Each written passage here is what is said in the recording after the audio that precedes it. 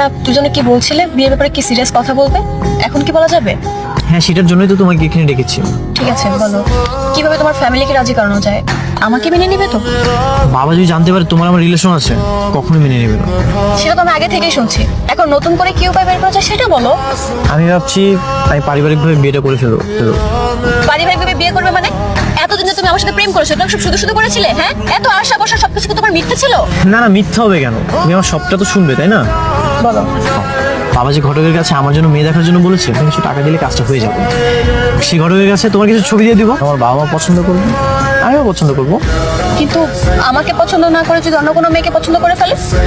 তোমাকেই পছন্দ করবে, কারণ সেখানে তো তোমার চেয়ে বেশি সুন্দরী কারো ছবি থাকবে না। তাহলে তো দেখছি তোমার আমার বিয়েটা খুব সহজেই হয়ে যাবে, তাই না? জি না ম্যাডাম, খুব সহজে হবে না, কারণ আমার বাবা স্পেশাল কিছু না পেলে সব কিছু শেষ করে দেয়।